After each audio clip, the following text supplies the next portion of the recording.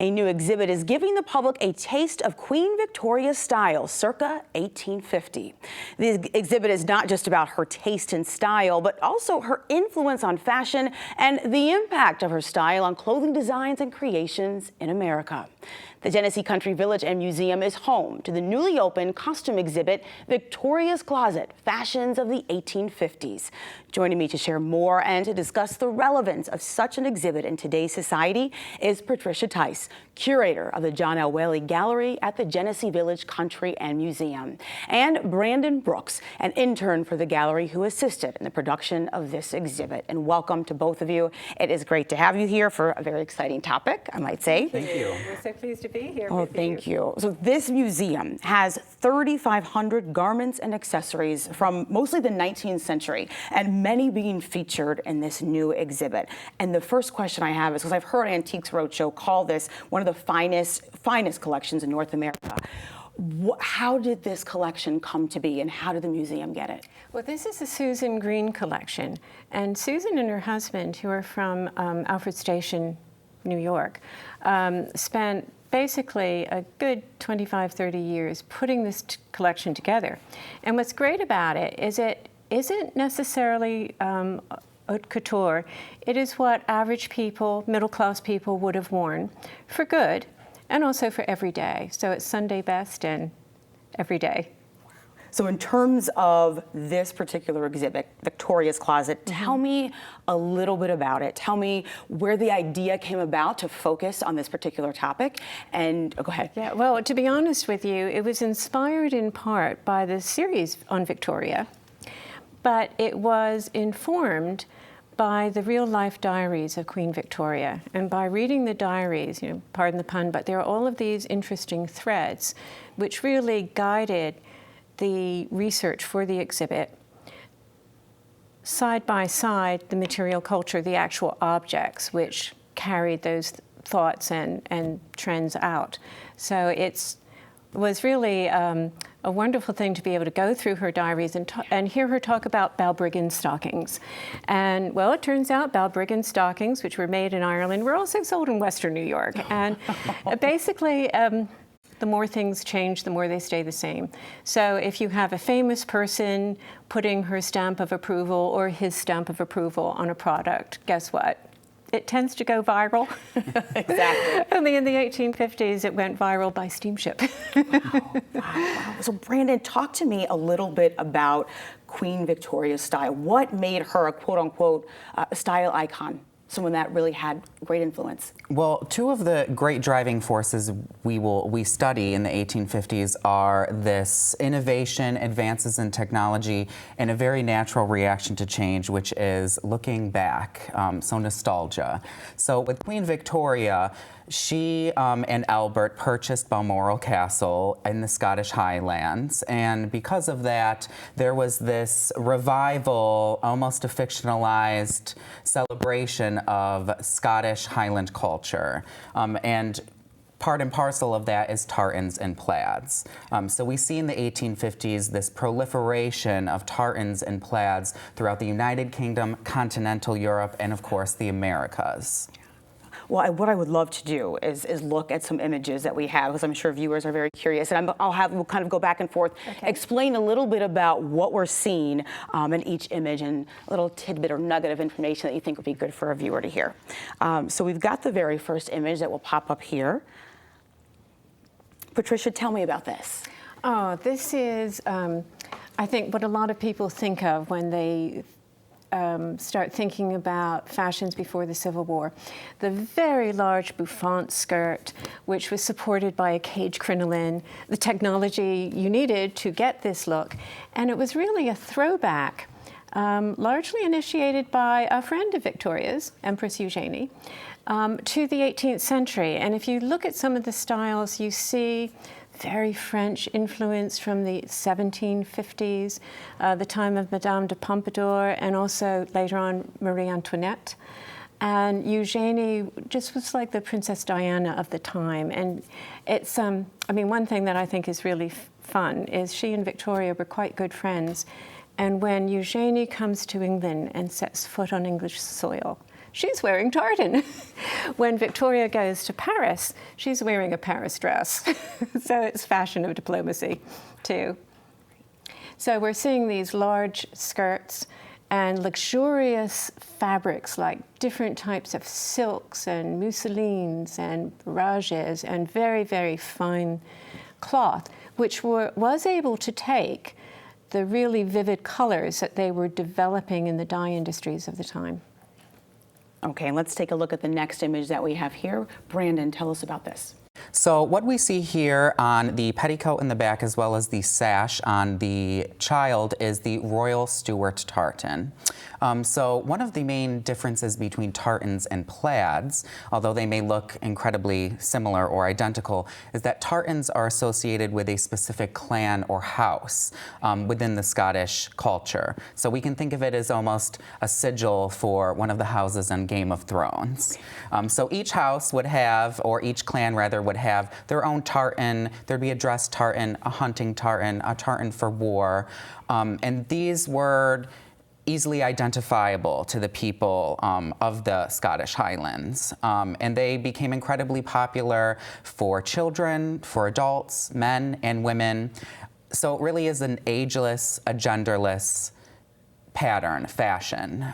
We also see it nowadays in the archetypal American lumberjack with his Rob Roy plaid or tartan. We see it anywhere from the counterculture of the 70s and 80s with the punk movement, athletic outdoor winter ventures, even the ubiquitous hipster. Of course, we've all seen them with their tartan and plaid. And this current fall winter 2019 line of Dior is full of tartans, plaids, oversized checks. So the almost co-opted and re-co-opted history of tartan and plaids have really solidified its survival across 3 different continents. All right, let's take a look at the next image that we have here. Well, this dress, again, is a throwback to the 18th century in that it has an overskirt which is parted in the middle and sweeps down. That was a reference to, again, a style worn by Madame de Pompadour. And both Victoria and Eugenie sort of bought right into this and, really began wearing clothing which was more elaborate than had been worn in the 1840s, for sure. And you'll notice that there's a very wide collar. By the way, this pink and white dress is also ornamented with lots and lots of ribbon because behind both women was the urge to promote their own nation's textile industry. So Eugenie introduced a lot of dresses decorated with ribbons because it was French silk ribbon and you needed a lot to make a dress like that. And Victoria, on the other hand, was boosting everything from balbriggan stockings to paisley shawls to all of those woolens from the Highlands. It's quite a beautiful dress. All right, let's take a look at the next image that we have here. And that's kind of going back to that tartan sash that we were able to see before. And let's go to the next one. Sewing machine. Well, as I mentioned before, all of this very luscious fashion would not be possible without the technology. And in this case, a sewing machine. Very important invention, not just for the production of ready-made clothing, but also because if you were a woman and you operated a sewing machine, this would be the equivalent of running a very complicated computer. It was an economic step up. You could do the work that 8 hand sewers would do, and you would be paid accordingly. So whether you were making ready-to-wear for women in the form of caged crinolines, loosely adjustable clothing like different types of shawls, etc. This was a passport to a better life. Let's take a look at our last image here. Brandon. So here we see two gentlemen's jackets. The left black wool is from the 40s, and we can see quite a tailored silhouette.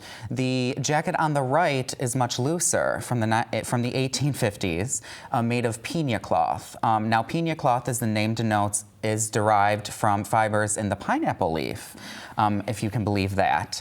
And it's such a great fabric in that it drapes and creases beautifully. You can tailor it to the body, but it's also incredibly light and breathable. So this would be something that you could wear on a hot summer's day. It could be seen anywhere from a gentleman on the street to a lady's evening gown in a ballroom. So it really runs the gamut in terms of who is wearing it, where it could be worn. And in the modern production of piña cloth, it grows so quickly, so it's very sustainable, and it's really a cottage industry run by women in the Philippines. Unfortunately, it is under the threat of modern industrialization, but it really is a fabric that has survived almost 250 years and is still in use today. Talk a little bit about the relevance of this exhibit to our society today, and what ways do you see those connections that you think people should be aware of that they might not initially see? Well, one instance of that is I think Americans have always been concerned about the safety of the products that they consume. And you'll see I'm wearing a nice green top here today. And green became a popular color. And there were a number of ways to get it, but most of those ways were very fugitive. You could throw something in a vat of indigo dye and over-dye it with yellow to turn it from blue to green. You could use chrome minerals, but the easiest way of doing it was using arsenic-based dyes. Now, in many cases, the arsenic was friable, meaning it flaked off. So if you were applying it to wallpaper, brushing